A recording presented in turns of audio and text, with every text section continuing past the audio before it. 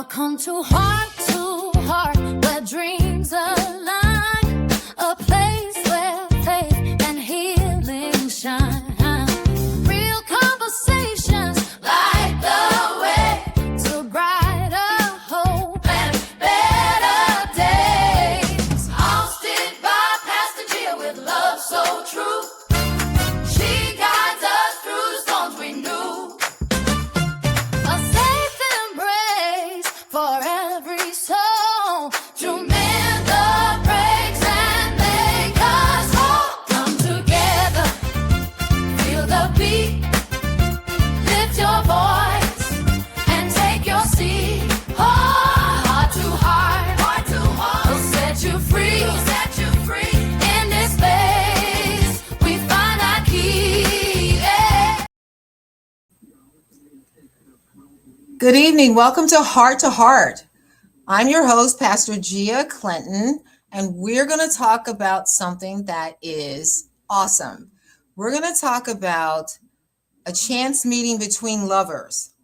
I don't know if any of you've seen the movie where, I'm trying to remember, wasn't Diane Lang. It was Diane Lang and Richard Gere, and it was called Unfaithful.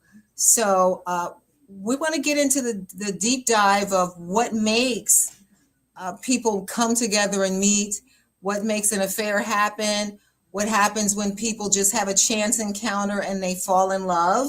So we're going to talk about a few things, but we're definitely going to talk about having an affair on a chance meeting. And sometimes it feels like people just kind of set you up for that kind of thing, or the universe just kind of makes it happen. But then there are times when we don't realize that we're in a certain place in our life. And when we're in this place, it's like we're looking for something. We're searching for something. We're dissatisfied with where we are. And then somehow you meet this mysterious stranger and you keep encountering this person. And then all of a sudden, it's like almost like fate, right? It's almost like fate because an affair happens. You're married or partnered and you're with your partner for all these years and it's dry, your partner doesn't look at you the same way anymore. And what happens is that your discontent, your feelings of being disgruntled really, really causes, I don't know, it's like it almost causes stars to align. Because in the movie Unfaithful, she had a dry marriage and, it was weird because the meeting and the encounter that she had with this gentleman was so, I don't know, it was weird. It was almost like it was designed. And she, as the affair went on and they got hot and heavy and all that, and she was lying to her husband. She was sneaking off to meet him, her lover, who was French, by the way. Yes, he was French. So, I mean, if you're going to be unfaithful, I guess it should be with a French guy. So she meets this French guy. They have this chance encounter. And so they, her papers are, fly away and she scrapes her knee and he helps her. And then all of a sudden they're just there and she vows never to see him again, but they're just drawn to each other. She can't help herself. And so my question to you, what is happening in that relationship that would make it so difficult that they literally have to, you know what I mean? Like an affair becomes that necessary. I think that there's something going on within our relationships after a certain time. I mean, that they talk about, you ever hear people talk about the 7-year itch in a relationship.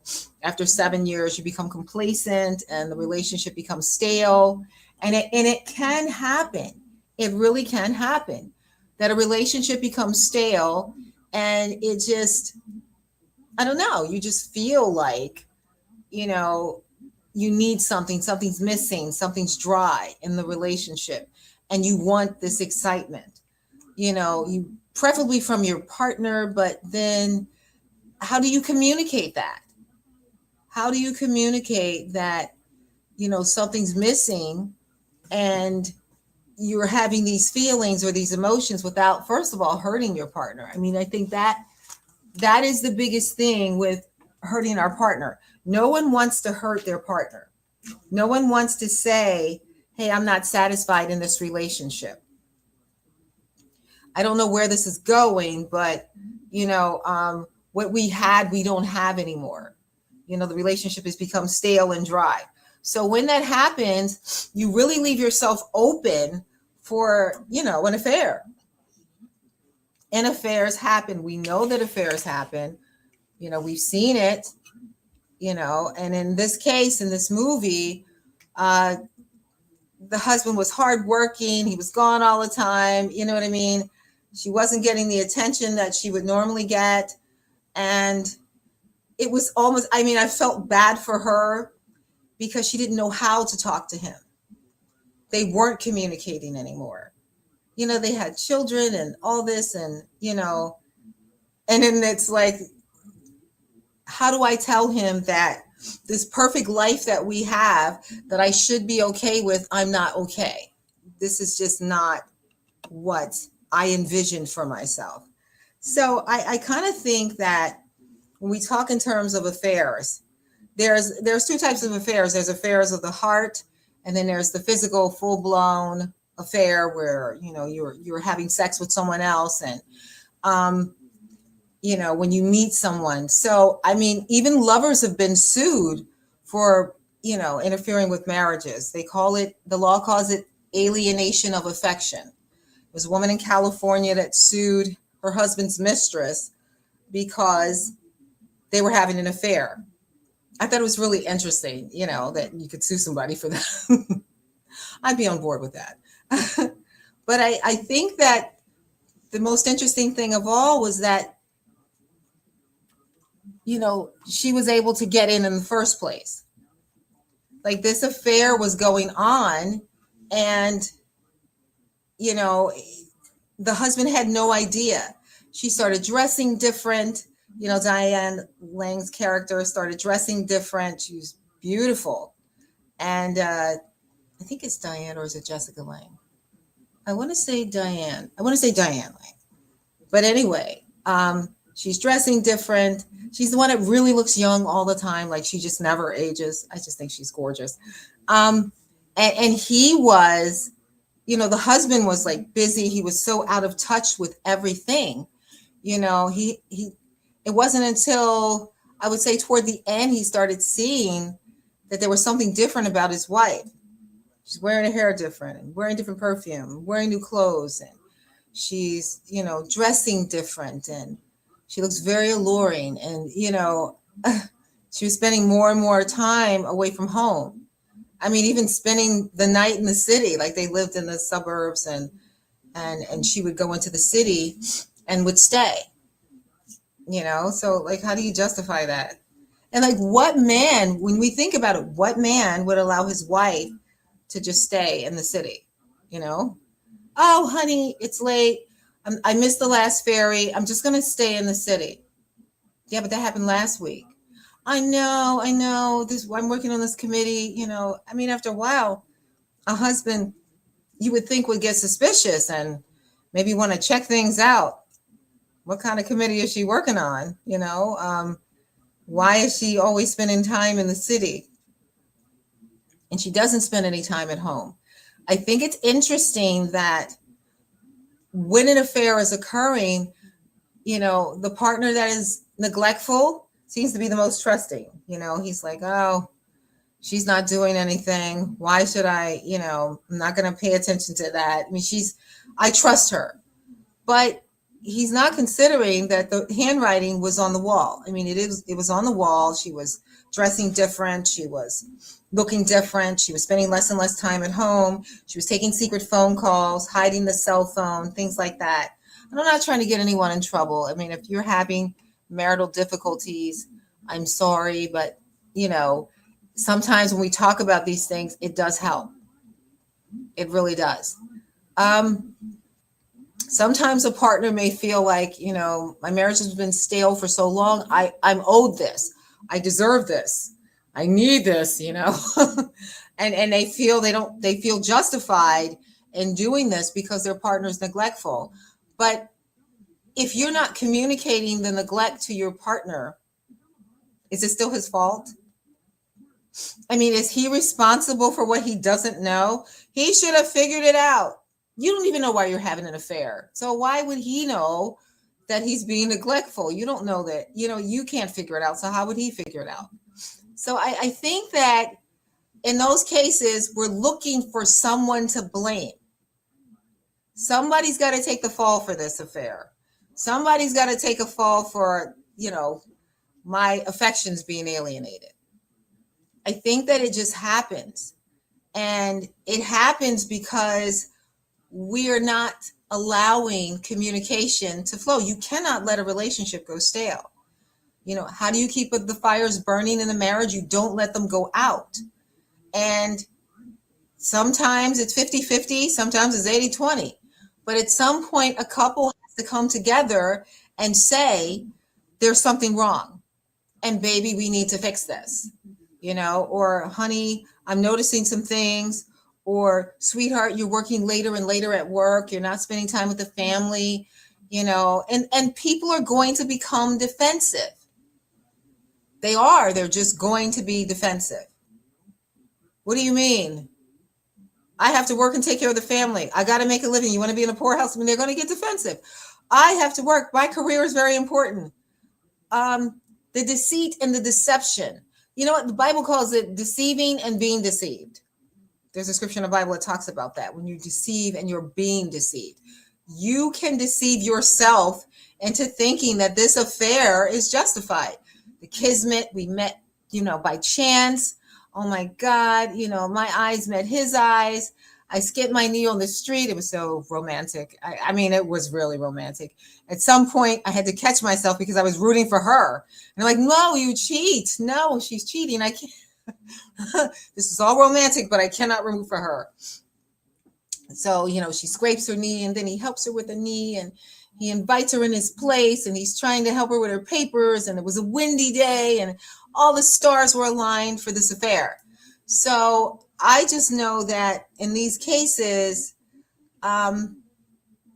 somebody's going to get hurt and then your family's going to be devastated. And people always get caught. You know why? Because I think people innately tell on themselves. A spouse may choose not to see it, but I think that people do tell on themselves. What do you think? I think they tell on themselves. I think they give it away. At some point you want your partner to know because the guilt is eating you alive and you just can't take it anymore. And it's like, I just can't. I can't handle this anymore. He's got to know. And when you start this affair, you ever notice how the guy you're having an affair with is supplemental? He can never be a provider. He can never be the family man. He can never be the husband that he was. You got all these memories, thrown in there. Maybe your husband has become neglectful at this point, but all the years before, how wonderful was he? You know what I mean? There's something good about that relationship. Otherwise, you would leave. You would not stay. No one is going to stay in a relationship where they are unhappy. And if you are unhappy, you really need to first examine yourself. Why am I unhappy? What am I feeling? Because if you're not in touch with what you are feeling at this moment, then you can't expect him to understand. He doesn't understand why you're unhappy. So we want to be in touch with why we feel, that this supplemental relationship is necessary. Other than the fact that he's French and he's hot, I think that we ought to have more of a reason as to why we're doing this. I mean, not all affairs end with a Frenchman, but in this case, in Diane Lang's case, it was.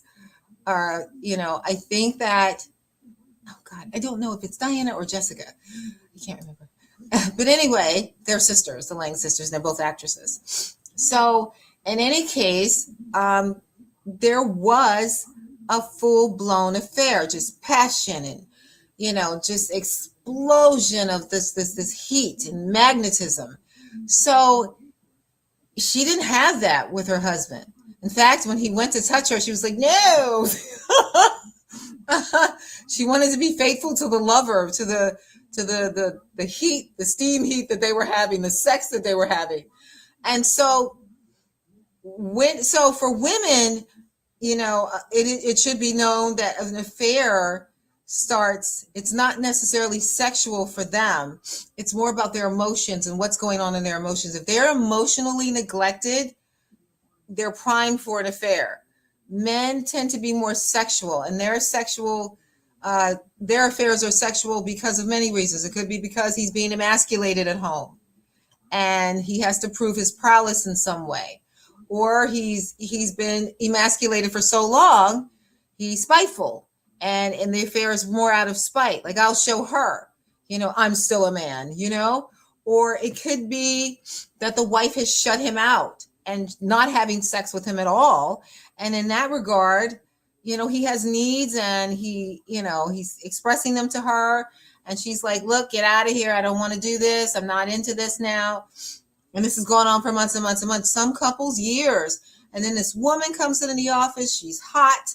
She's wearing that little slinky dress, and she's attentive to him. And, she's bringing him that muffin in the morning, with his coffee. And she's just paying him attention that he does not get at home. And so it's really not hard to see how an affair happens.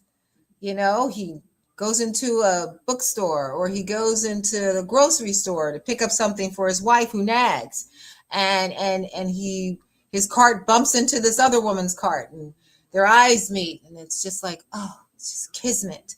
And so now he's attracted. He's aroused and attracted, because there's this heat, and it's mutual.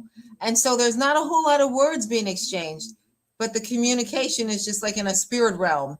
Anything that happens first in the spirit. And because we are threefold beings, we're body, soul, and spirit. Everybody knows that. And so there are some things that we just kind of pulled to us or called to us. And so now you've got this incredible chemistry going on between these two people who are both married to someone else. Or God forbid, the woman is single and he's married to someone else. It is a dangerous situation. At first, he may try to resist it, but then, he bumps into this woman again, or, she slips him her phone number while they're in the checkout line. And he says, I'm not going to call her. I'm going to tear this number up, rip, puts it in his pocket. His wife starts saying nasty things to him, or he wants attention and she's not giving him attention. So now he's gluing this paper back together to piece together this phone number. It took him 6 hours, but he finally figured out what the number is. And now he's calling this woman. We might start off with a call. Hey, I'm Bill. And, we met in the Piggly Wiggly or whatever the supermarket is, or this fresh grocer. And I just thought I'd give you a call. So that's code for I'm down for whatever, So sometimes we communicate things without actually saying it. Subtlety is a master art in deception and in affairs. We imply things, but we don't actually say them, do we? So now we've got this full-blown affair going on, and, he's sneaking off to meet her in a hotel. Pastor Gia counseled someone who was having trouble with her husband. They hadn't had sex in 7 years. And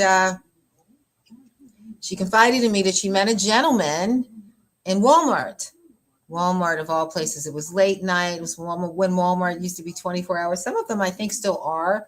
But she went late at night. She had been drinking, she says, and she had a little to drink, and she met this man, and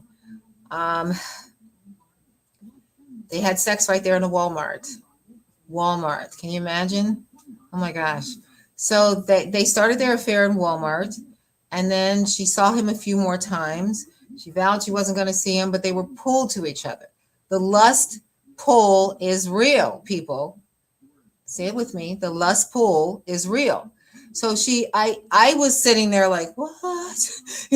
I never heard of anybody having sex in a Walmart before, or a store, but they did. They had sex in right there in the sporting goods section.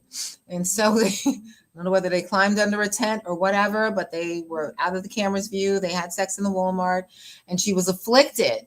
So she said, I can't help myself. When he calls, I come. I come right to him. I wherever he says, I meet him there.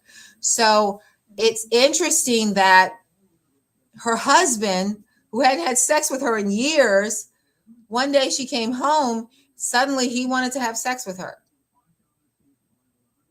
after 7 years. He wanted to have sex with her. They got intertwined into this thing. And so I think that the affair pull is real. He knew something was going on. I think when the two become one flesh, you instinctively know. You might not want to see it, but when your partner has designs on someone else. You just feel it. You feel something is wrong. You may not know that your partner had sex in Walmart, but you do know that there is a problem somewhere. You know that the pull, the oneness that you experience has now been interrupted some kind of way. That is a unique feeling that couples who are married get. I mean, people who are living together, I assume you might get these feelings too, but not as intense, because you're not really one. You don't have that spiritual connection. It's all changed. I had a couple that was living together for, oh my gosh, I want to say, wow, 15 years, 12 years before I married them. So they were coming to me, we were counseling, and they got married. The husband didn't want to get married at first because he was like, it was just a piece of paper. Pastor G, I don't need a wedding. I'm only doing this for her. He actually came to me after we did the counseling and all that, and they got married. He said, you know what? It's more than just a piece of paper. 12 years ago, I wish that we had made a different decision and just went ahead and got married. Oh my gosh, it was so much more. I mean, like, my business is great. And like, there's a certain blessing that comes with marriage. Each woman is given a dowry. That is a unique gift that is unique to her, that I believe comes from the Lord. Like, her gifts, her talents, then go to the husband. Not that he inherits her talents, but somehow when they become one, those skills that she has are utilized really for his benefit and the benefit of the family. So it's kind of interesting that he inherits this dowry and that the Lord blesses this union. And, he said financially, we're really great. Like, they bought their first house because they were in an apartment. I'll never forget. I made a house call and I married them in an apartment. I went there with my collar, and I had the shawl collar and all that, my Bible, and I had the little black suit on and all that. And the neighbors were stopping me. Pastor, don't marry them. They're the worst couple ever. They fight all the time. They did. No one wanted to marry them.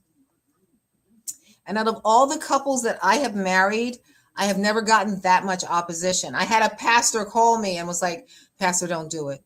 Don't do it. Don't marry them. I'm like, well, why not? I'm telling you, they're not going to make it. Don't marry them. Everyone was telling me not to marry this couple. In fact, he was supposed to marry them and turn them down. And, the wife then called me and she was crying. And I was like, all right, well, just tell me what happened. What's going on? And she was like, Pastor Gia, no one wants to marry us. And I love him and he wants to marry me and I want to marry him. And we want to make our life legitimate. I don't want to live in sin. I want us to be married. I'm like, well, how long have you been living together? She said 12 years. I'm like, well, why doesn't anybody want to marry you? She says, well, we do fight and all this. And I counseled them. He was very stubborn and he was very, a matter of fact. And I think this is ridiculous and all that. And so I had to really ask God to give me wisdom to talk to them. I'm like, oh, they're not the greatest couple, but okay. And so the more I prayed about it, the more I realized that maybe God really wanted these two people to be together, and they, it was like, the devil was trying to pull them apart.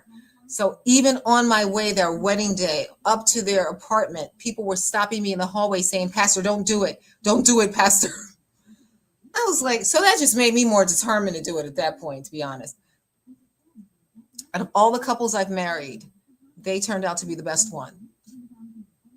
The best couple. They have the best marriage. Like I would do, if I did a poster, it would be the two of them. The best marriage. They learned to really partner and work together, and just everything just calmed down after they married. And they had a son, and he was happy, gave his mom away. It was really touching.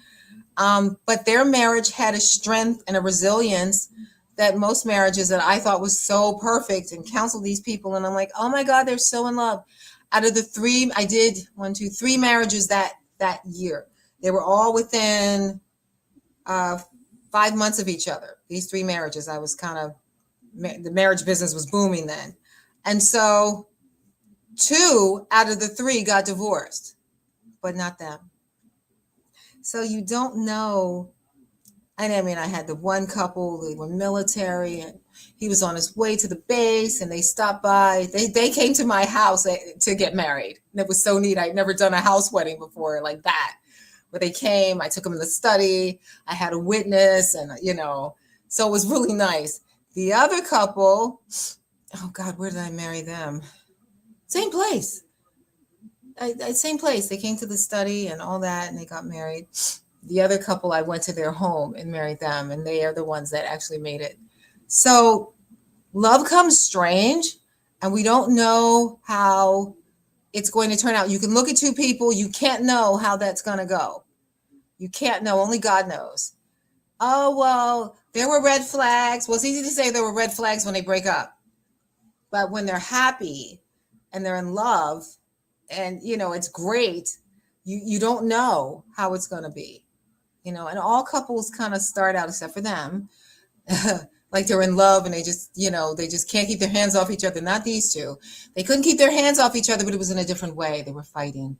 So Pastor Gia was really shocked. I was like, listen, we're going to do this wedding. I don't care what anyone says. We're doing this wedding today. And it was the best decision that I made. Out of all the people that I married, I got to be honest, they are by far my favorite couple.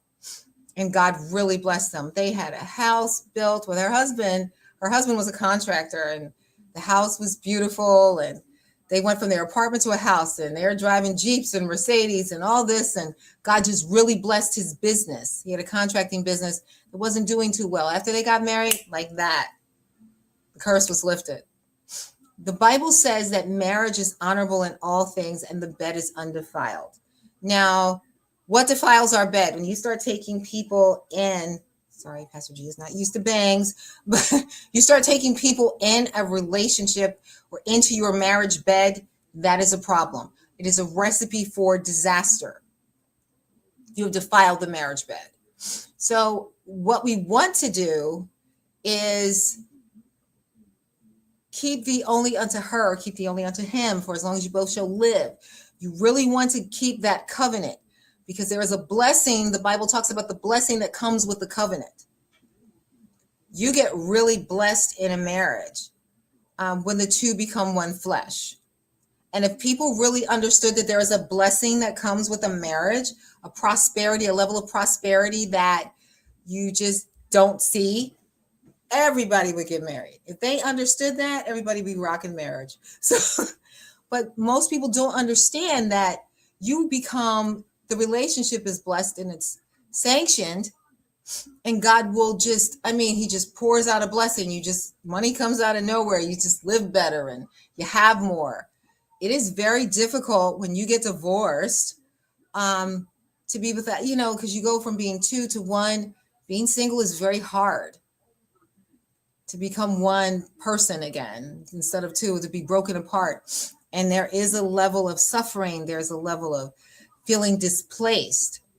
There's a level of, loneliness that comes with that.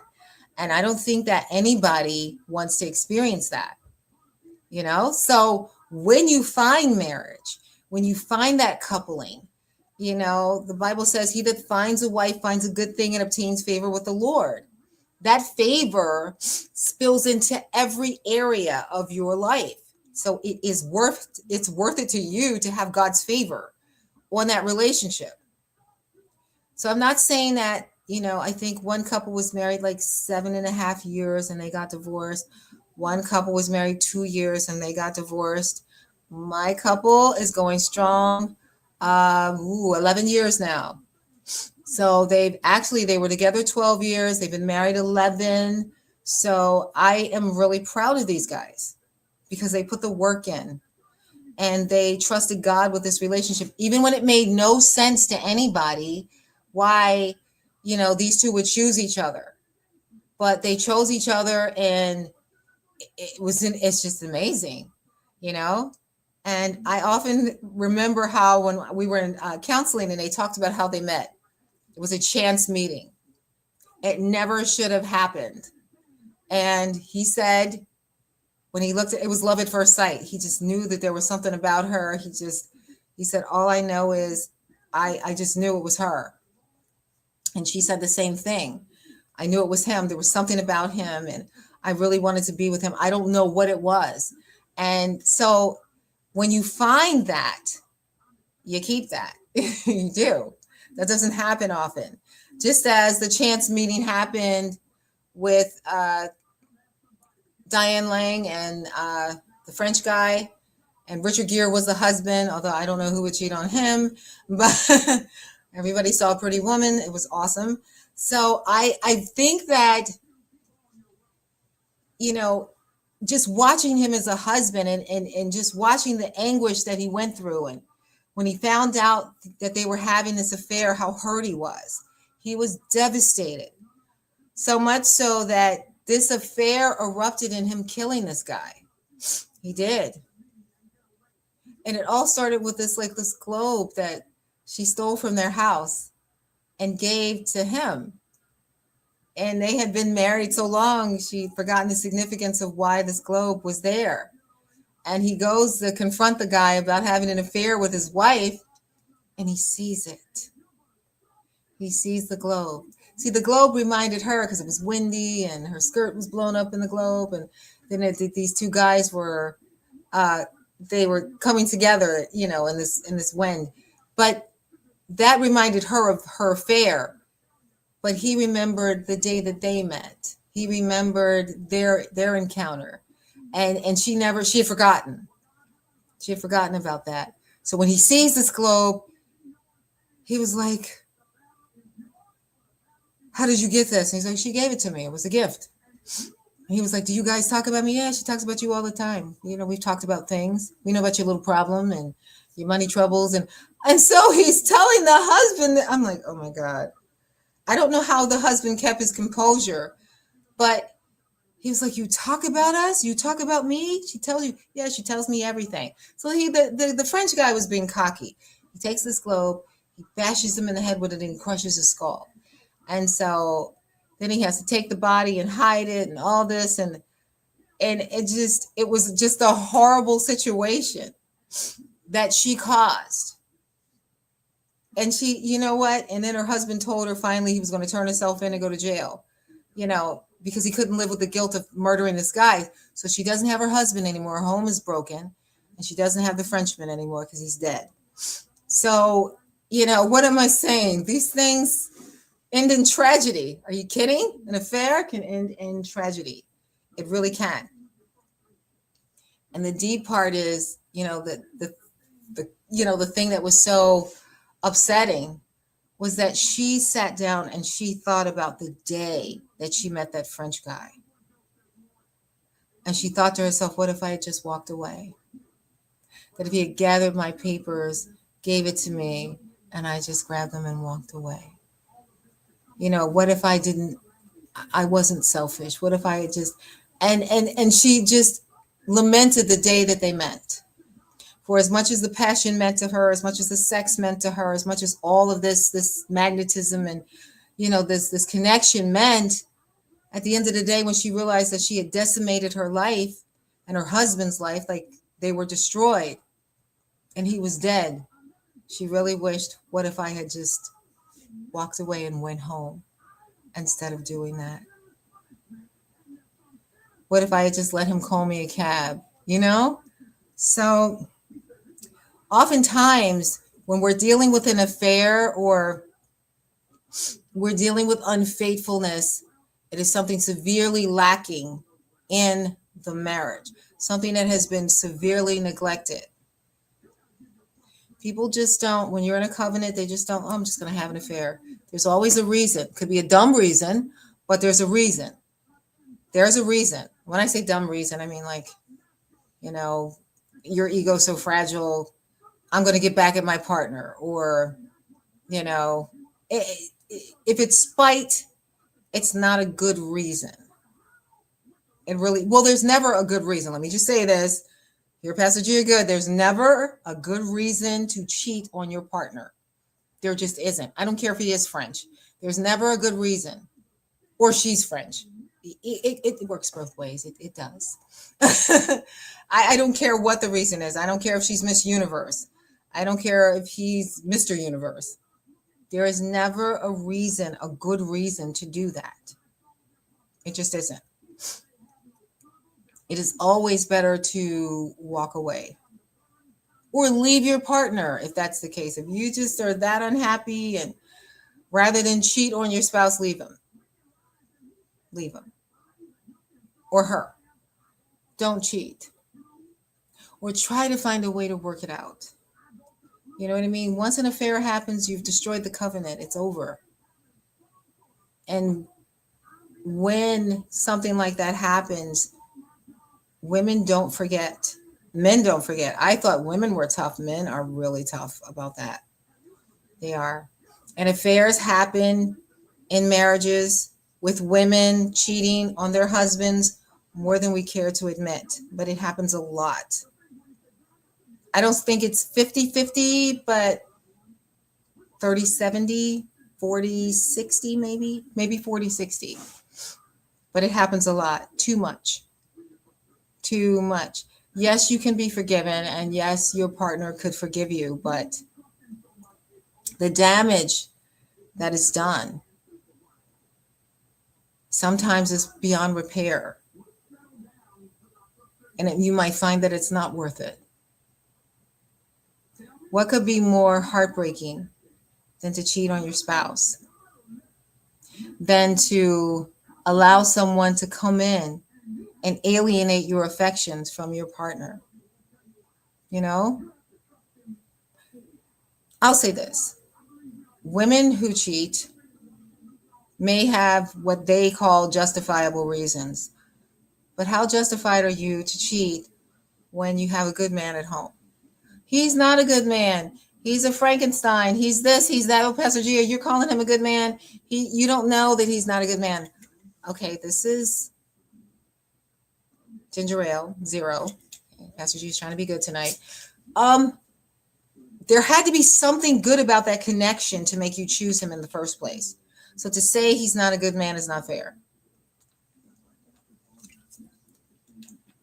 Well, he cheated on me first, and I'm going to get some good back. And, well, here's the thing. He cheated on you. You told him you were going to forgive him, but you don't. You told him you were over it, but you're not. Cheating is an awful thing. It is very awful. It's hurtful, and you destroy the lives of everyone. Because nobody gets away, believe me. You're not getting away. You are not getting away. You know, one fun fact about this couple, you know, there were affairs, you know, before they got together, but nothing after. Nothing after. When they made their decision to get married, they became one. And they have been on fire for each other ever since. They really have. And it's amazing. I think it's really amazing that you can make a decision and stick to it. So when a woman decides that she wants to have an affair, that she wants to cheat on her husband, we can make excuses. Well, I met him at work and we were working late, and you know, we're spending time together, and one thing led to another, because one thing doesn't always lead to another. There are people who work with people who don't sleep with them. There are people who, you know, work with people and are not slipping around 2 towns over to have dinner with this partner, with this person, this third wheel. So you really have to consider that when you are cheating on your partner,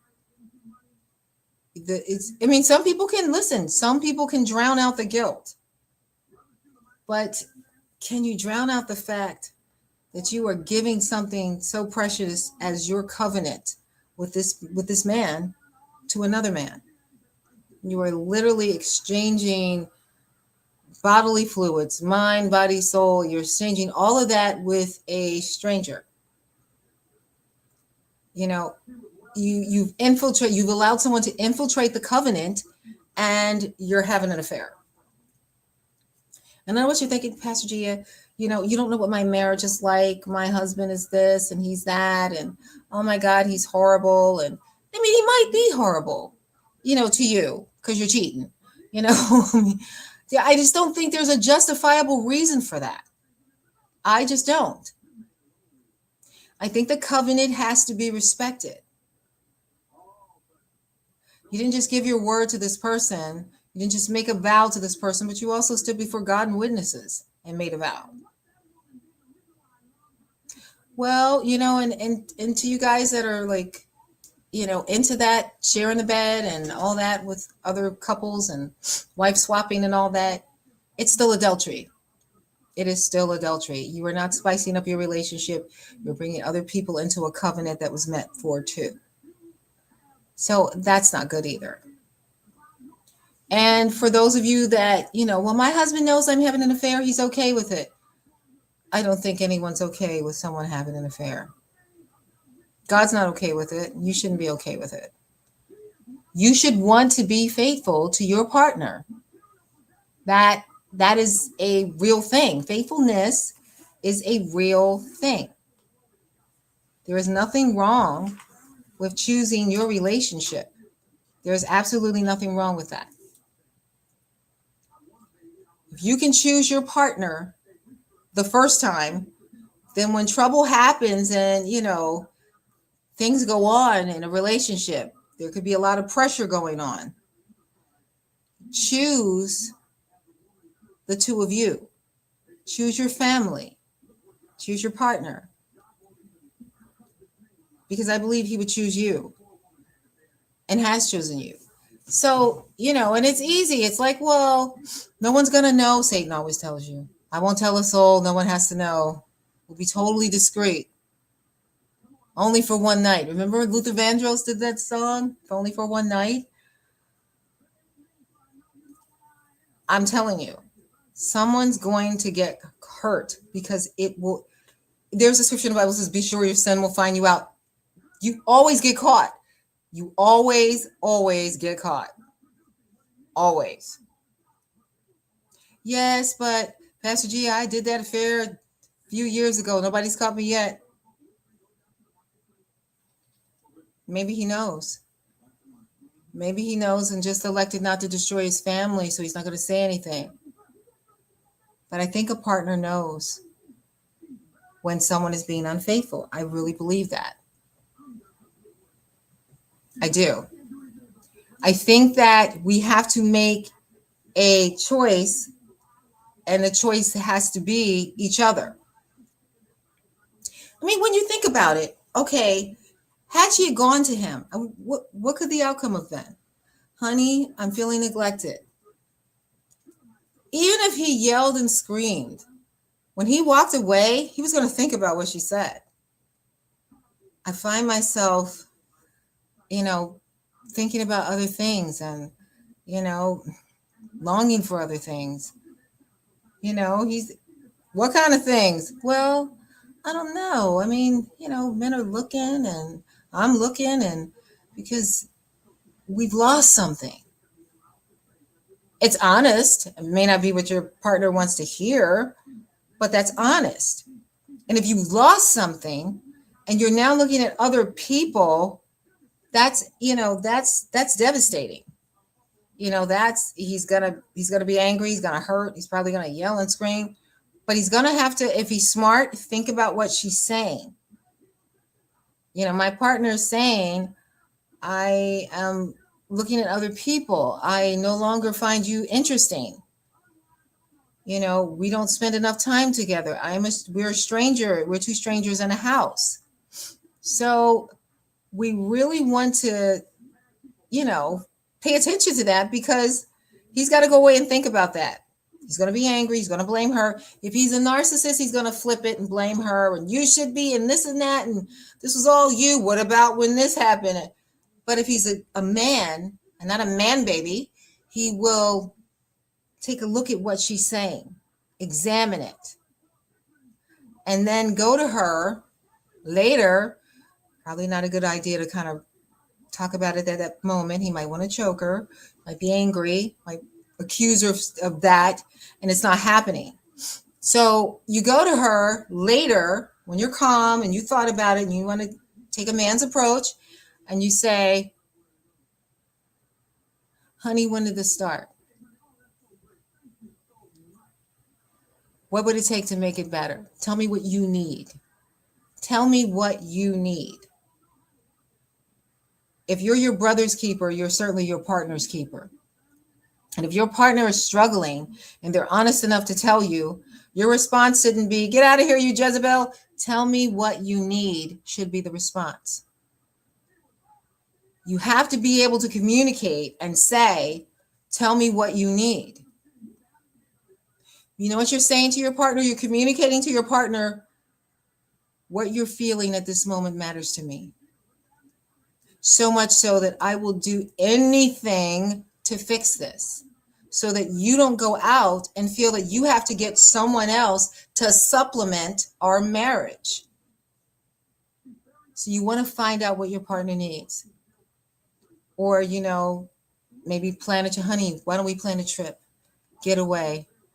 Get away from the normal hustle and bustle. We probably just need to take a trip, baby. We need to spend some time together.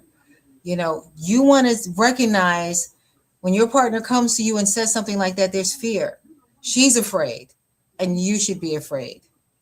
Be afraid, be very afraid, because your partner is saying, I'm on the verge of losing us. So oftentimes they don't say anything because they're afraid of their spouse's reaction. But we don't want to be afraid of that, do we? We don't want to fear that. We don't want to say to our partner, you don't matter, or I don't care what you're feeling. Because you should. You should care what your partner is thinking. You should care about how your partner feels. And if they're saying this to you, they're telling you because they're struggling. Not everybody has the ability to be honest like that. If your partner is choosing to be honest with you, you ought to choose to listen. Or if you notice something weird going on with your partner, you need to rise to the occasion and handle it. You can't always know what a person is feeling until they tell you. But oftentimes there are signs that this isn't working. Something's happening. I'm struggling. Those are the words that you need to listen for. I'm struggling doesn't mean that you did something wrong. I'm struggling means that I'm having a problem within our relationship. And a person shouldn't be judged or penalized for telling you that because they're honest. When you're honest, it is very important to remember that someone has told you the truth. And because they told you the truth, you have a responsibility to answer what they're saying. You do. You do. So I think that we have to really look at why a person would choose to have an affair. What is going wrong in the marriage? Because there's something going wrong. Something is happening. Something is making them feel that they can't trust you, or their feelings have changed. The song you're listening to is Atlantic Star. It's called Always.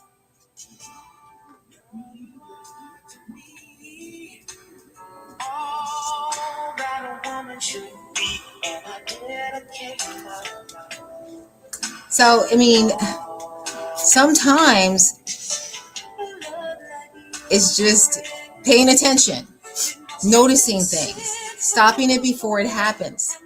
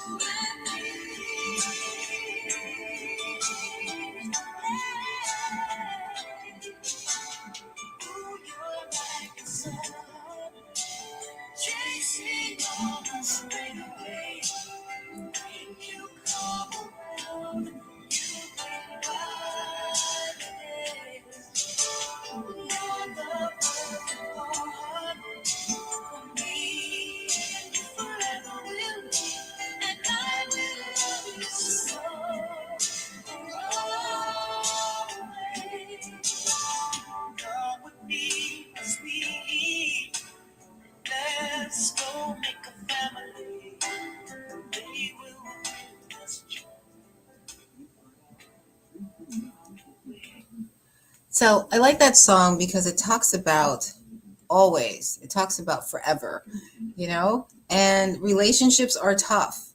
They are tough. They are really hard to navigate.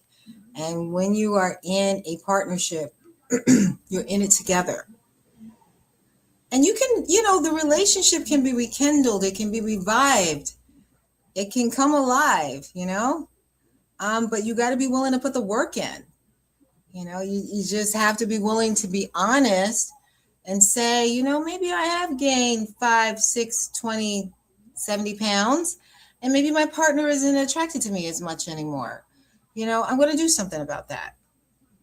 Not for him, but for us, or maybe, I am working a little harder than normal. I need to pay attention more. Or, you know what, I'm just going to, surprise her and take her out to dinner. Or I'm going to surprise him and take him, to a football game or whatever they like. I think it's about an equal give and take. And if there is not an equal give and take in the relationship, you will lose the relationship. No one wants to be in a relationship and be miserable. And if two people have found each other, oh my gosh, what could be more amazing than that?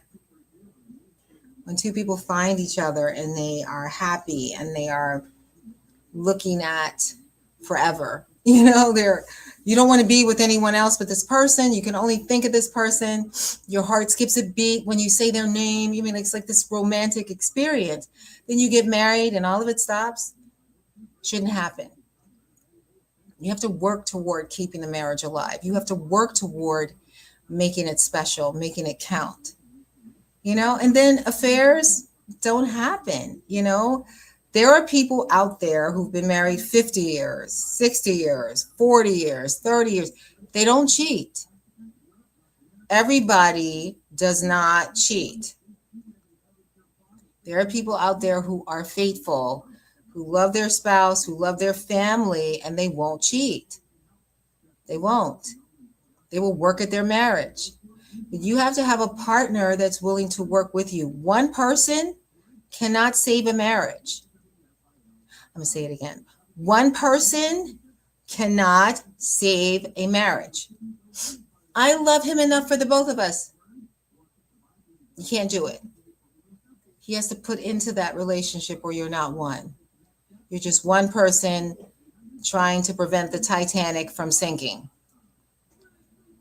Oh, Pastor Gia, you just don't understand. She had a rough childhood. I'm going to nurse her back to health. I'm going to love her for the both of us. You cannot love a person beyond their capability. You can't. If they don't possess the ability to love, your love is not a substitute for their love plus your love. That's ridiculous. The math doesn't track. It doesn't add up. It doesn't work. It's philosophical nonsense. You must put love in, he must put love in. There's got to be an equal give and take. And we do take our partner for granted. Let's talk about that. It is possible that we are, just taking our partner for granted. Oh, she'll just be here. Or, oh, well, she doesn't care. Or, oh, oh, my wife will understand. Or, she doesn't care. She does care. He does care. He cares.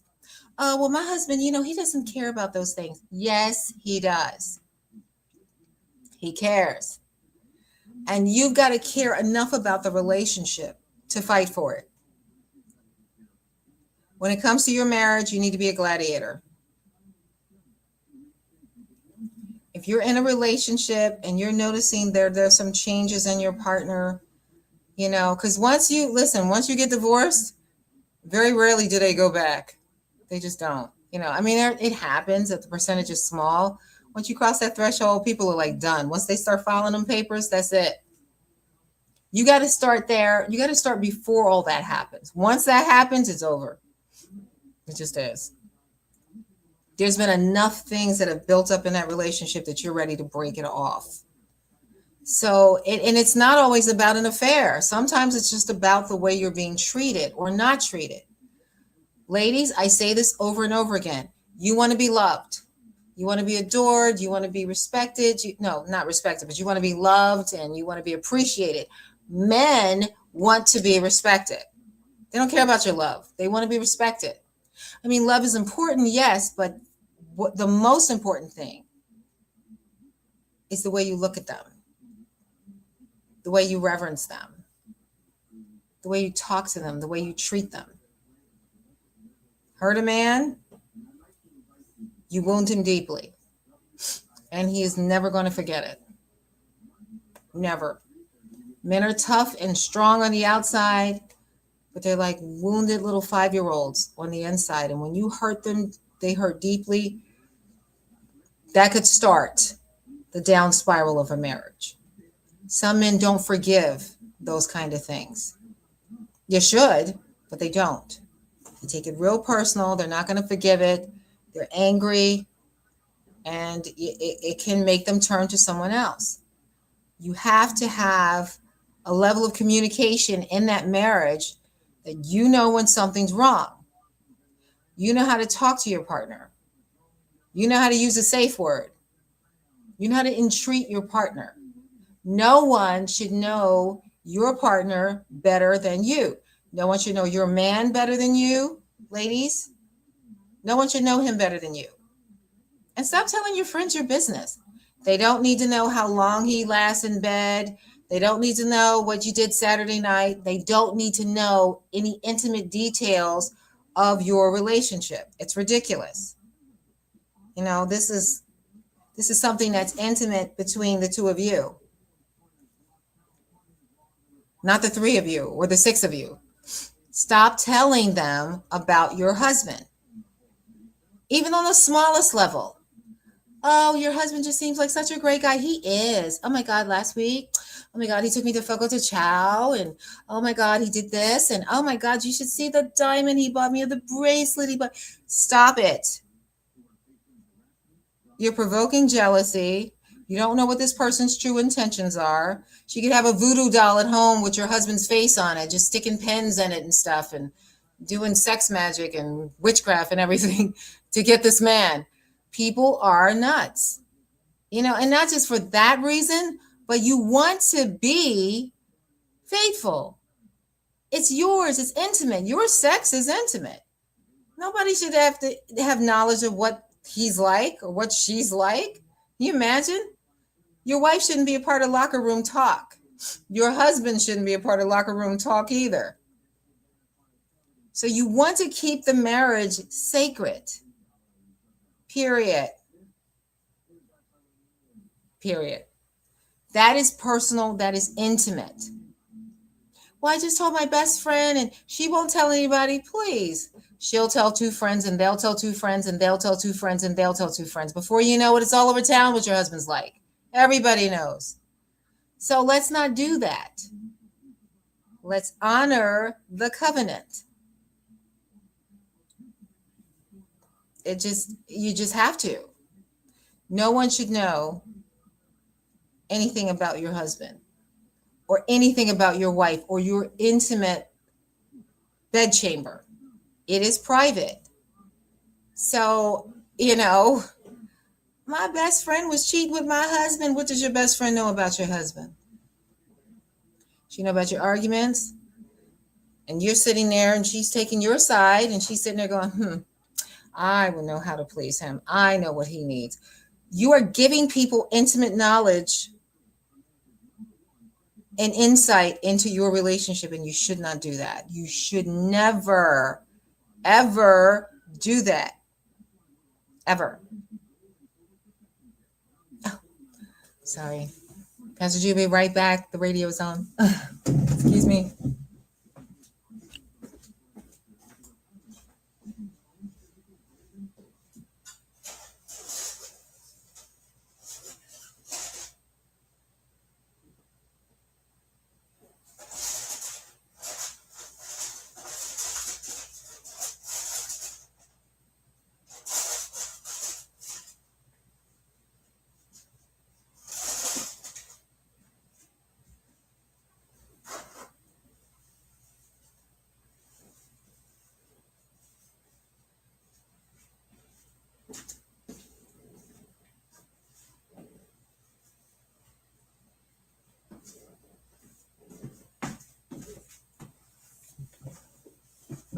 Okay, I'm back. That took a little longer than I expected. So, one of the things you've got to understand is that your marriage is always a target. Always. People look at you, they think you're happy, they see a spouse, they see you two as a couple, they don't have that, or they're miserable at home. You don't know who's jealous, you don't know who's going to come after you, so you create a united front. You don't let anyone in your relationship. It's only supposed to be about the two of you. No one should be knowing about your experiences. No one. So let's change gears for a second. It is before you get married. You're in a courtship situation. You're praying for a husband. He's praying for a wife or not. Or maybe you just given up and it's like, men suck. I don't care anymore. I'm just never going to get married. Or I'm never going to meet anybody. Or, every woman I meet is a serial killer. I'm done with this. And then, you tried online dating and you did all of these different things that are weird. Like the online dating is different. Some people meet on online dating and they meet the person. It's a lot to get through when you're online dating. You have to kind of vet the person. You have to, it's just harder. I think online dating is harder. Although we live in an age of technology, Pastor G always says there's no substitute for meeting someone the old-fashioned way. What happens, you meet this person, you're not looking for it. They're not looking for it, you're not looking for it. And your worlds just collide and you meet each other. And it's amazing. What happens? What do you think? Can this go the distance? Then suddenly two people who weren't looking for anything find each other. And it's amazing. What happens in that relationship that makes it different, that makes it go the distance? Is it the passion? Is it kismet? Is it serendipity? Is it anything that you've done? Or was all the stars aligned and you were meant? Is it destiny? What is it about the relationship when you meet and your worlds collide and it's a chance meeting that makes it so special? Is it special because, hey, I wasn't even looking for this and this came? Is it special because, oh, wow, I don't know what happened, but, this and this is going on. And, I think that this is it, There are things that go on in a relationship that just happen. And it's the energy. And sometimes, it's two people are just destined to meet. Maybe because within this union, something special is going to happen between them, something special, or they're going to create something special. Like if you ever think, all right, let's say President John F. Kennedy, right? John F. Kennedy's parents met. What were the odds of those two meeting and then producing a child that would one day become president? Not just president, but one of the greater presidents that we've had, one of the best. Barack Obama's parents. What are the odds of these two people meeting? How did they meet? Was it a chance meeting? Were they happy? Well, I mean, his parents obviously were not, but the Kennedys were, though. I think that there's like a divine destiny that comes with meeting and the way people meet, the way they communicate with one another, and what happens between them. So to say that a meeting's just a meeting, I don't think so. I don't think there are any accidents in the universe. I don't believe in accidents. I don't believe in, oh, well, I just bumped into this person and we met and nothing's going to become of it. And then you bump into this person, then you see them again and the feelings are even stronger. What are the chances of that, right? I think that sometimes, so two people meeting, what if you decided not to go into that particular place that day? Or what if that person decided, I'm just going to keep going, say you met in a store. What if the person said, I'm not going, I'm just not going to do that. Or what if you decided I'm not going, I'm just not going to do that? What are the odds? Or two people can be in the same store and just never see each other. Never. But there has to be something special, something serendipitous about two people just meeting by chance like that. Just bumping into each other, or they see each other, their eyes meet, and it's like, oh my God, what's happening? What is happening? And it just, something just happens. And then you walk away thinking, you're not going to see this person again. And then you see them again. It's like, oh, it's just meant to be. And, you talk, you converse, and it's like you've known each other forever. There's something about the connection that's familiar and unspoken. And so it is an amazing thing to have that experience, to meet someone in that way and to experience that. I was like, what are you going to do with that? How do you run away from that? It's just meant to be. And so I think that there are connections that happen for a reason, for a purpose. Sometimes we meet people for just many different reasons. Sometimes people catapult us into our destiny. Sometimes people are just meant to become best friends. Some people are meant and destined to be lovers and to be together. It is their time. It's their destiny. And I think that to say, I would have to say, Pastor G would always say, I don't believe in love at first sight. I don't think it's real. I do think it's real. I do believe that is real. I think it's a real thing. I think that you can meet someone and I don't know, it just happens. Something happens. Something unexplainable happens. There's a connection that you don't understand, but it's just there. And two people are drawn to each other like magnets. So I do think that can happen. And I do think that there is a purpose in it. And if those two people are fortunate enough to go the distance and really, create a life together, I think they're doubly blessed because they have this connection that's unexplainable. It's like they've known each other forever and they just met. That is real love. That is something that, I don't know, it's more than just passion. It's a connection. I don't know, it's purpose driven. It's more than just, I don't know, I think he's hot or I think she's hot, or there's something there, something unexplainable when two people meet. Or, I've had couples that tell me they met online and when they saw each other, they just knew. They just knew. That is the kind of connection that I'm talking about. when you see the person and you just know. I once asked someone, do you think a man knows when he meets a woman what she's going to be to him, or what he wants from the connection, or if she's the one? I said, do you think that a man needs time, or do you think a man just knows? He says, a man knows. He always knows. And I thought that was so amazing and so direct and upfront. I think that men do know when they meet a woman what she's going to be to them, who she's going to be to them, where he would like things to go. So I say to you ladies who have these man babies that are saying they don't understand and they need more time, and he's just not it.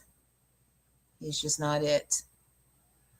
You can stay there and waste years and years and years hoping this person will see you finally and kind of recognize who you are, or you can leave that connection, a well-deserved leaving. I'm talking about the dating situation. I'm not talking about marriage. But you can leave that connection and allow God to bring you the real thing. Because I can tell you, ain't nothing like the real thing, baby. And when you have that connection, you're not going to want to let it go. You're just not. You're not. You just know. And that is a connection that's worth waiting for. Why be with someone that's saying, oh, I don't know, I'm just so confused, I'm not sure how I feel about you. And I'm not sure how I feel about you means that I really know I don't want to be with you like that. I mean, you're good. You check off some of the boxes. I just want to hold you in place in case someone comes along, until someone comes along that checks off all the boxes. And then I'm going to dump you. But if no one comes along and it's my only choice is you, then okay, I'll keep you. That is horrible. But people do that because people are selfish. And so when you have this connection and you're struggling in a connection, there's no two people meeting and coming together. It should flow like water. You've heard Pastor Gia say that before. If it's not flowing, something is wrong. And it's not always Satan. Sometimes it's just you two aren't meant to be together. And the longer you stay, the more time you waste, the more you lose an opportunity to meet the one you're supposed to be with. Sometimes a man just wants to waste your time. A woman just wants to waste your time. Don't waste your time. If you see something's not working and there are red flags, yes, you're lonely and you don't, you just want to stay. Well, I could change them. You cannot change a human being. Only God can do that. You can pray for this person for years and years and years, and they will stay the same because it is not meant to be. It's not that God is being mean. He's not going to force his will or your will on another person. He's not. If that person is not meant to be with you, let them go. Let them go. You will be happier if you release this person and wait for the opportunity to meet your person. Your person will get you. You know what I mean? They will see you and you will see them. And it will be amazing. But as long as you hold on to something that just does not fit, does not work, I promise you, you will delay your destiny. Some people miss destiny because they end up with the wrong person. Don't do it. If you're constantly bickering, or if you're having trouble understanding your person, if they're making you feel confused, because sometimes they do, and they're telling you they don't know if they love you, they don't know what they want, or can't say I love you, or show no emotion, this kind of thing, something's wrong. They don't love you. They're not into you. And you are hoping against hope for something that is not going to happen. Not going to happen. You can't win the heart of someone that doesn't love you. Love has to be there from the start. And so if it's not there, the relationship's not going to work. You're always going to be in a state of confusion. You're going to always find yourself chasing an emotionally unavailable person because they are just not into you. They're not there. They're not the one. Not that you aren't worth being into. You're an amazing person. Are you kidding? You're a rock star. What? That's not what Pastor G is saying. What I'm saying is they're not into you because they're not the right person. You deserve to have somebody that's going to love you the way you love them. You deserve to have someone that knows how to talk to you, that knows how to entreat you, that knows how to make you feel special for the rest of your life.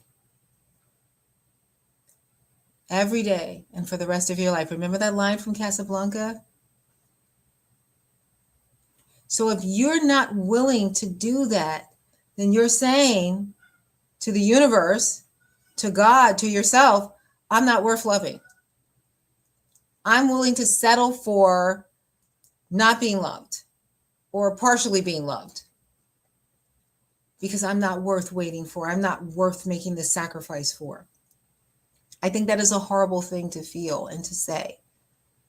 When you're so desperate and you have so little faith in what you want, you're willing to forgo your future and sacrifice your life to be with someone that doesn't love you, someone that doesn't have an understanding of you, someone that doesn't get you, someone that just doesn't care. You will be a very lonely person. You can be in the same house with a person and be alone. I'm going to say it again. You can be in the same house with a person and still be alone because the two people are not one. They don't get you. You don't get them. And it's just awful to think about that. When you think about love and how special it is, the things you could do together, the places you could go together, and you have a person that's just not doing any of that, why stay? Don't stay. Don't ever settle for what is not meant to be. And I know it's like it seems harsh because it's like, oh, Pastor Gia, I really love this person. Trauma bonding is not love. Trauma bonding is not love. When a person has deprived you in a relationship and deprived you, and you start to feel like, just a little bit of attention from them, just a hello, just a pat on the head, like you're a puppy, or just oh, honey, I got 5 seconds to talk to you, but I thought about you within these 5 seconds and I'm going to talk to you. That is not love. It is not love. It's not equal give and take. It is not something that is going to last. You will find yourself miserable, confused, and broken because you have someone that is not right for you. That's why they're cruel. That's why they're nasty. That's why they ignore you. They're not right for you. They're probably not right for anybody, but they're definitely not right for you. You deserve better. You can do better. You can. You deserve better. You're worth more than what you're allowing to come into your life. Oh, but Pastor Gia, I just love Cleavon. You don't understand. He is an amazing man. Okay, what makes him amazing? Well, he's a man. Yes, you said he's a man. What makes him amazing? Because he has pants? What? Why is he amazing? Oh, he loves me. How does he tell you? Does he tell you he loves you? Well, he's not the most affectionate, but he really, he's something. Okay, what is he to you? Well, we do spend time together, not a whole lot of time because Cleavon is gone and, we travel, both of us, we travel, our jobs travel. Okay, so what happens when you come together? Well, we don't usually have a whole lot of time together, but, it's special when we come together. What makes it special? Well, just us being together. Okay, I get that. What about when you're sick? Does Cleavon help you when you're sick? Well, He mostly just ignores me when I'm sick, tells me to suck it up or tell me I'm not really sick. I'm just trying to get attention. But, that's because he's a man's man. Oh, man's man. What makes Cleavon a man's man? Well, I mean, like he doesn't like emotion and affection and things like that. He doesn't want you touching him. He doesn't want you kissing on him. Cleavon is just very, old school. Must be a pretty old school. What is it, a tomb? I mean, is he a corpse? Like, what do you mean that you can't touch him? He doesn't like it, Pastor Gia. I just, I just try to keep the peace. And he's always saying things like, well, I have to put up with you. So Cleavon has to put up with you. Are you putting up with him? Oh, he's perfect. What makes him perfect? So far, he ignores you. He does absolutely nothing for you. You spend very little time together. When you do, it sounds like it sucks. I'm just saying, what is going on that makes this man so special? You're used to the abuse. You're used to the neglect. Neglect is abuse. When you are in a relationship with someone and you are not spending time, you're not talking to them, you're not planning trips with them, you're not doing things with them, you are neglecting them. You are emotionally neglectful, emotionally unavailable. That is, to me, the cruelest thing I've ever seen. It just is. There is no substitute for spending time together because that is how you bond. That is what makes the relationship happen. It is what makes the relationship special. You have to bond with this person. If you're not bonding, something's wrong. The relationship's not healthy. You should bond. The relationship should grow. If the relationship is not growing, there is something wrong with the relationship.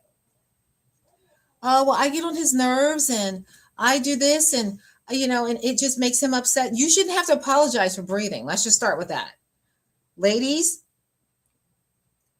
you should not have to apologize for breathing. You should not have to apologize for being who you are, your authentic self. You are not too much. Well, you might be too much for him. You might be just too much woman for him, but you are not too much. There is a person out there, I promise you, that will love all of you. Love who you are. Love the way you, laugh. He'll love the way you cry at movies. He'll love the way you, how affectionate you are, how you curl up to him and lay your head on his chest. There is someone out there that will love you, that will not act like you're too much, not act like you're bothering them, not act like, oh God, don't come over here. What are you doing? That is not love. That will not act like you're a problem. This is a person who's a nut that you are allowing to make you crazy. And then when you're crazy, you won't recognize the real thing when it comes. You're going to be so self-conscious, so beaten down that you will have nothing to give the right person. That is why it is so important not to stay with someone who you are not meant to be with. Period. You can't fix them. You can't change them. You can't pray them into being the right man. You kiss a frog, it's still a frog all day long. He is not going to turn into a prince. A frog is a frog is a frog. Rigga. You can't make him be what he's not. You just can't. So, what's Pastor G is saying? I know Pastor G is saying a lot, but I really want you to get that in order to make something work, in order to make a relationship work, the foundation of that relationship has got to be that the two of you are compatible. It's got to be that the two of you understand each other, speak the same language, or at least in the same region of the same language. Men are from Mars, women are from Venus. There was a book all about that. I don't think that's true necessarily. I think that what happens for the most part is that we choose people that don't get us. We choose people that we don't understand. We choose people that we're going to have poor communication with. And we don't want to make any waves because, oh, Pastor G, I don't want to make any trouble because if I make trouble, then he's going to get upset and he'll leave. Maybe it's time for him to go. If he wants to leave, let him leave. Let him leave. You don't owe him anything. You don't owe him your sanity. You don't owe this person anything. If she wants to leave, let her go. Just say, this is just not working out. I've tried and tried and tried. We've been together. We've tried and tried. We rinse and repeat. It doesn't work. I am just not right for you. And it's okay. Put it on yourself. It's not you. It's me. I'm just not right for you. Oh, we're going to make it work. No, we are not. I am not going to sacrifice my happiness for you. I'll say it again. I am not going to sacrifice my happiness for you. You do not need to sacrifice your happiness for me. I do not require that. Because somewhere out there is the person, your person, who is awesome. I promise you they're awesome.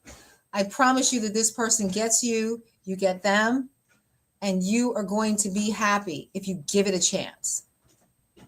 Give it a chance.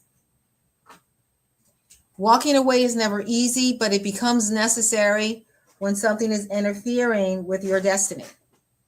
And oftentimes, when it's interfering with your destiny, it's because God has a great plan for you. And you've chosen someone that doesn't fit his plan. You've chosen someone that, you think about the great marriages in the Bible. These women got these men, and these men got these women. You know what I mean? They had a level of communication that was just there, It just was. Except for Adam and Eve. That whole garden thing was terrible, but we can't use them as an example necessarily, but there are others. All right, Esther and King Xerxes. Are you kidding me? Vashti, his first wife, didn't get him, but Esther got it. So much so that it was an edict, a law that said that if you went before the king uninvited, you could be beheaded. Esther went before her king 2 times without being invited. And he extended his scepter to her and said, Esther, my queen, what do you want? Up to half my kingdom is yours. Whatever you need, I got you. Most anybody else would have been beheaded. Vashti, the first wife, he'd have cut her head off. So I'm saying to you that when you are with the right person sees you. They understand how special you are. They know what they have. They look at you and they see their counterpart, their other half. They see in your eyes the person that's going to bring them happiness, the person that's going to help them achieve their destiny. You're on the same page. If you are not on the same page, if you cannot see forever with this person, don't waste their time. Don't waste your time. Find and fulfill your destiny. Now, let me be clear. Ladies, your destiny is going to find you. Gentlemen, go hunt. You need to find your destiny. Clearly, he that finds a wife finds a good thing and obtains favor with God. You must search for her. You must look for her. And when you seek her, you'll find her. But I can't say that totally, because there are times that you don't have to look and you find her. She's always been in your orbit. You just never noticed her, and God will wake up your awareness and suddenly you'll see her and you'll know, or you'll see him and you'll know. I just think that if we don't sweep the things that don't serve us out of our lives, if we don't get the things that are not meant to be there out, you will never find what you truly need and what you're truly meant to have. I mean, truly meant to have. It is unusual for someone not to find destiny. You know, it comes. You might ignore it or you might not recognize it, but it comes. Destiny comes knocking. If you are ready for it, you open up and you've got something special.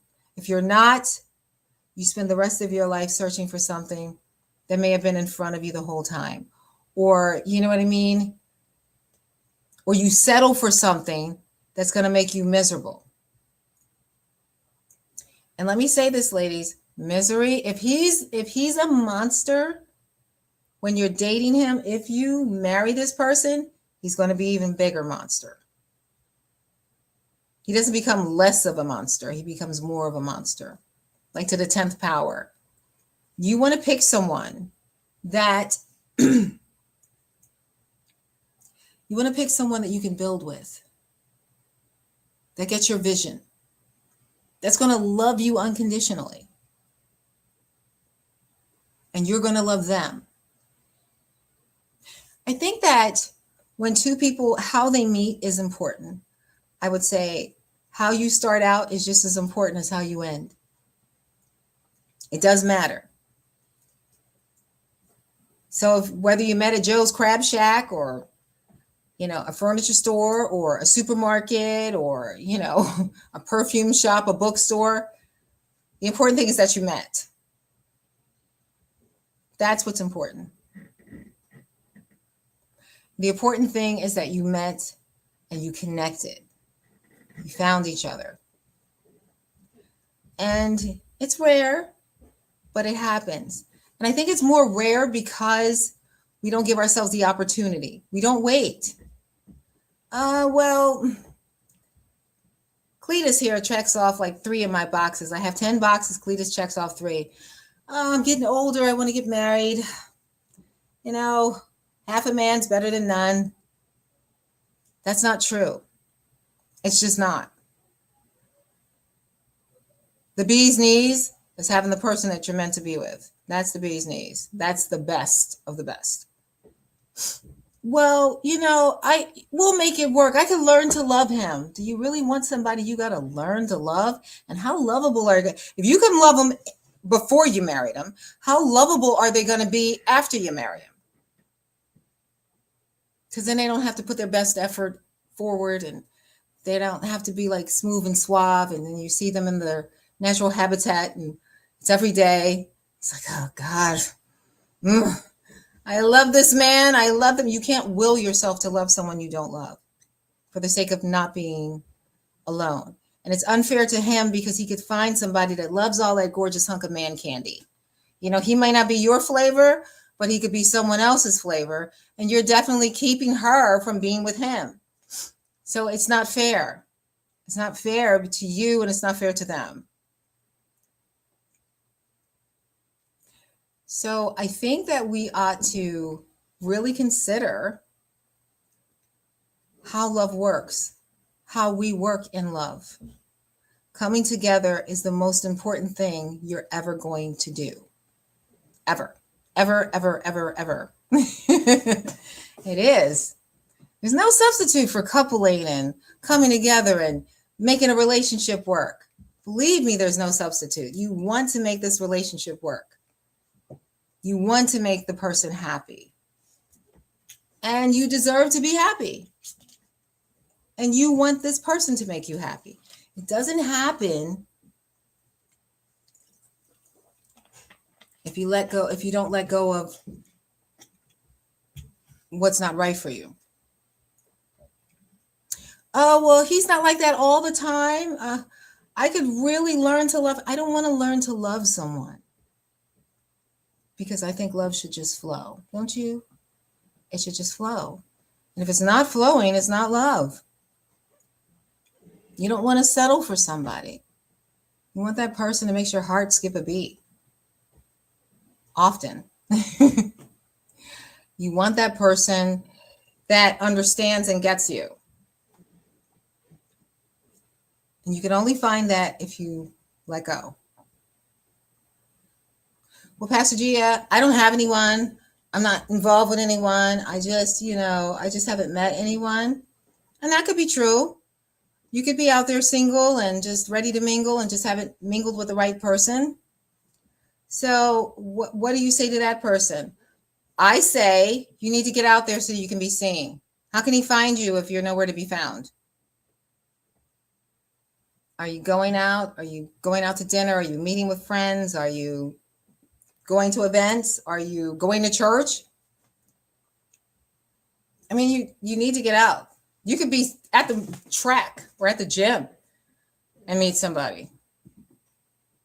Same kind of kismet, eyes meet the whole thing. You really have to get out there to be seen. Well, that's not true. I know of a couple who met online, never left their homes, and they lived happily ever after. They're one of my favorite couples, actually. So I think that, you got to still make an effort. Some people say, oh, love just happens when you're not looking for it. It does. That is true. But I think you ought to kind of get out there so you know what you're looking for. I mean, a lot of times we don't know what we're looking for. And when you don't know what you're looking for, you'll take anything. He looks good. She looks good. You need to know what's going to suit you. And Pastor G always says, in order to understand what you need, you must first understand who you are. You don't know who you are, then you won't know what to look for. You should know what makes you happy. You should have an understanding of who you are and who God wants you to be. Everyone has a destiny. I believe that.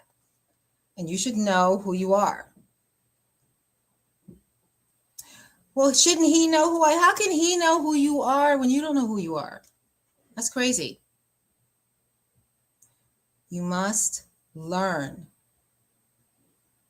to be the person that God is calling you to be. You must learn to understand the person that he's made you. The Bible says we're fearfully and wonderfully made. How are you made? I'm not talking about, mother and father coming together. I'm not talking about that. I'm talking about the 46 chromosomes, that go into making you. Who are you? You ought to be able to look at yourself in the mirror and say, who am I? Or I know who I am. If you know who you are, you know what you stand for, you know who you are, you know what you like, what you don't like. If you can't say who you are, you can't look yourself in the mirror and say, who am I, and know who I am. It's time to take a look at who you are. It's time to take that journey and really try to figure out who you are. If you don't know what makes you happy, you can't expect another person to know. They just won't know. It's not fair to try to make them know. You need to know what makes you happy, what makes you sad, what your goals are, where you want to see yourself in 20 years, 10 years. However much time you have, you want to know who you are. I always say, if you meet the right person, if God gives you 10 years or 15 years or 8 years or even 4 years, if it is the right person, it is better to know happiness even for a short time than to never come to know it at all. It is a horrible thing for someone to go their entire life and never know love, to never know the love of another person. It's horrible. Or to never find the love of your life. Love doesn't always come the same. Sometimes it can come softly. Sometimes it comes in like a lion. However it comes, you should be there to receive it. You should be there to experience it. We don't know how long we have on this planet, this beautiful planet of ours. But one thing is for sure, If you experience love, it is the most wonderful thing you'll ever do. It is. Love is amazing. And so you want to experience it with the right person or you're cheating yourself. And you deserve to have the best. You deserve to have the best. Now, what's best for you may not be best for another person, but it's meant for you. And that is worth waiting for. It just is. It really is. Well, Pastor G, you just don't understand. I've just never found love and I'm just giving up on love. Good. Okay. Give up on it. Just say, you know what? I'm not going to look for it anymore. I'm not going to chase it. I'm going to let it overtake me. I'm going to allow it to find me. And however it finds me, I'll know when it happens. You'll know when it happens because you will have an understanding of what you want and who you are, right?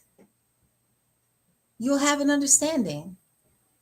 Without that understanding, you have no idea of what love is. No idea. Once you know who you are, you know how you want to be loved. You know the kind of person you want to love you. You know, you might meet someone who, oh, Pastor Gia, we argue all the time. He just argues and argues, and I don't like that about him. Then why keep him? No one wants someone that argues all the time. I don't. Absolutely not. I don't like yelling. I don't like the arguing. I don't like the yelling and screaming and all that. I just don't. And there's some women out there that love that. To them, that's passion. That's love. He loves me because he's yelling and screaming. Everybody doesn't relate that way. So you've got to find how you relate to love. So when you have that meeting, when you have that encounter, when you encounter the one, it's fate, it's destiny. You know it. You know who this person is. You know who you want them to be. They know who they want you to be. But if you don't recognize what you want within yourself, you're never going to encounter it. Or at least you will, but you won't know it when you see it. You won't know how to recognize it. That is not good. It just isn't. So, Pastor Gia wants to wrap this up by saying affairs are bad. You can choose not to have an affair by communicating with your partner, and a chance meeting when you are married can still just be a chance meeting and nothing more. You can walk away. But having the strength to walk away comes with communicating with your partner, saying, honey, I'm struggling. I'm having a problem. And sometimes, although your partner's feelings might be hurt, you communicate to your partner, they will rise to the occasion. I'm going to be better because I love us. I love what we have, and I'm not trying to lose that. And they'll rise to the occasion. Just communicate. How do you keep love from dying? You don't let it. You don't let the fires of love go out.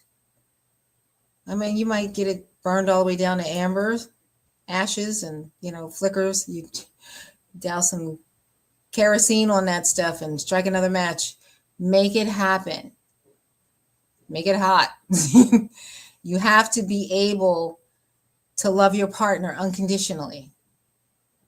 And put some spark back into that relationship. My goodness, you've been married all these years and you know each other's routines. Spice it up a little bit. Change up. Remind that person why they chose you, why you're the best, why there's none better than you. Engage. You have to. Now, to you people that are dating, if you're dating someone and he is lame or she is lame, you do not stay with them. Or they check for your 20 boxes, they're not the one. Those boxes are not going to check themselves. They're either right or they're not right. This relationship is either good for you or it's not good for you. And if you can't think of 20 good reasons why it's good for you, or even 10, you have to let it go. The only person that is getting hurt is you. So you have to make a different choice, a better choice, a smart choice. Choose you. You will never go wrong with choosing yourself, choosing what you want versus what someone else wants. I just want to make them happy. What about your happiness? You don't deserve to be happy. And if you feel that way, something is wrong. And we need to take a look at that, because that is not good at all. It's just not. You can choose to be happy. Yes, you can. Oh, Pastor Gia, there's no happiness for me. That is a lie. Life is going to be what you make it. This is going to be what you want it to be. And you put work into this, into yourself. Figure out who you are. Figure out areas that you need to grow in. Become the woman you are destined to be. And then meet your destiny. It is possible. Well, Pastor G is going to cut out a little early tonight. Coming up for you, GCPR Radio family, Teen Nathan is going to be coming along. And I think it's amazing. He's amazing. We love him. And you're really going to enjoy his show. So, to my GCPR family, my radio family, from my heart to your home, thank you for listening. God bless you. And if no one's told you they love you, I love you. Have a good night, ladies and gentlemen. To my podcast family, I want to say that I appreciate the time that you took to listen. I hope that I helped a couple out there, or someone who's struggling with being single, or someone who's struggling in a relationship that they need to let go. I think that there's no substitute for the truth. Be honest. If you are miserable, if this is not doing it for you, let them go, because they can find someone who will love them. You can find someone who will love you. Okay? Right? We're going to let them go, and we're going to meet our destiny. We're going to meet our person. Or our person is going to find us, because you will be available. You know, when you're in a relationship with somebody, you have that unavailable look. You know, nobody's going to go up to somebody who's dating somebody else, or, there's not. I mean, sometimes it happens, but I mean, for the most part, if you look like you're unavailable, and if you're entangled with somebody that's wasting your time, then you're unavailable. You don't want to do that. Ever. So think about what Pastor G is saying. I know that there's a lot to take in. I know I've given you a lot to think about. You are worth more than you are giving yourself credit for. You are worth more than you know. You are special. There's only one person in this entire world like you. There will never be another. You are unique, and you are rare, and you are beautiful. And you deserve to be happy. I'm speaking to men and women. You deserve it. So go for it. All right, that's all the time Pastor Gia has for you tonight. Thank you for listening. Tune in next Wednesday from 9 to 11, and we will talk about this some more. Well, no, we'll have a different topic, but we'll just talk again. But anyway, from my heart to your home, thank you, and God bless you. And if no one has told you that they love you, I love you very much. You're my friends, you're my family, you're my audience, and I love you. God bless you. Have a good night. See you next week.